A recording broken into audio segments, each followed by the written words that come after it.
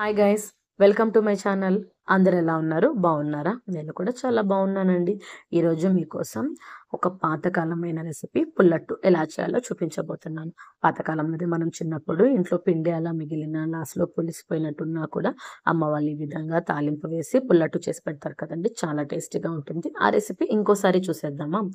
So ఒక ఎర్రగడ్డని సన్న సన్న ముక్కలుగా కట్ చేసి, అలాగే 2 పచ్చిమిర్చి కూడా సన్నగా కట్ చేసి, కరివేపాకు అలాగే గుప్పెడు పచ్చనిపప్పు కూడా తీసి ఒక ప్లేట్లో పక్కన పెట్టుకోండి.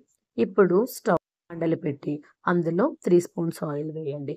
3 స్పూన్స్ ఆయిల్ వేసిన తర్వాత ఆయిల్ వేడెక్కాక అందులో ఆవాలు, జీలకర్ర అలాగే ఇంగువ కూడా వేసి అవన్నీ చిటపటలాడిన తర్వాత మనం కట్ చేసుకున్నాం కదండి ఎర్రగడ్డ, కరివేపాకు, పచ్చిమిర్చి అది కూడా వేసి బాగా దోరగా వేయించండి. ఈ ఎర్రగడ్డ అవి కొంచెం వేగిన తర్వాత అందులో లైట్గా పసుపు పొడి వేసి ఒకసారి బాగా మిక్స్ చేయండి.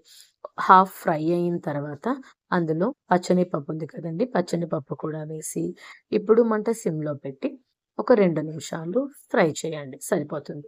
2 నిమిషాలకి ఇవంతా బాగా వేగిపోతాయి అన్నమాట. ఇప్పుడు ఇవంతా చూసారు కదా, బాగా ఫ్రై అయిపోయింది. దీన్ని మన దోస పిండి ఉంది కదండి, ఈ దోస పిండిలో మనం ఫ్రై చేసుకున్న మిశ్రమాన్ని కూడా వేసి బాగా మిక్స్ చేయాలన్నమాట. సో దోస పిండిలో ఆల్రెడీ మనం సాల్ట్, సోడా ఉప్పు వేసి కలిపేసుకున్నామండి. అందులో ఇప్పుడు మనం ఫ్రై చేసుకున్నటువంటి మిశ్రమం కూడా వేసి బాగా మిక్స్ చేసేసి ఆ దోస పిండిలోకి ఇవంతా బాగా మిక్స్ అయ్యేలాగా ఇప్పుడు స్టవ్ ఆన్ చేసి దోసపెనం పెట్టి ఆ దోసపెనం బాగా వేడైన తర్వాత ఒక గరిట దోసపిండి తీసుకొని మొత్తం బాగా స్ప్రెడ్ చేసి రౌండ్ షేప్లో దోసలాగా బాగా వేసుకోండి. ఇప్పుడు మంట కొంచెం మీడియం ఫ్లేమ్లో పెట్టండి, హై ఫ్లేమ్లో లేకుండా. నెక్స్ట్ ఆయిల్ని, ఒక స్పూన్ ఆయిల్ని పైన పోసుకోండి. వేసిన తర్వాత ఒక సైడ్ దోస అంతా బాగా కాలిన తర్వాత స్లోగా గరిటెతో ఇంకొక వైపు తిప్పండి.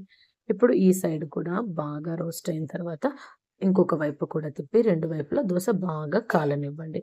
చూసారు కదా, దోస బాగా కాలిపోయింది. ఇప్పుడు దాన్ని ప్లేట్లో తీసుకోండి.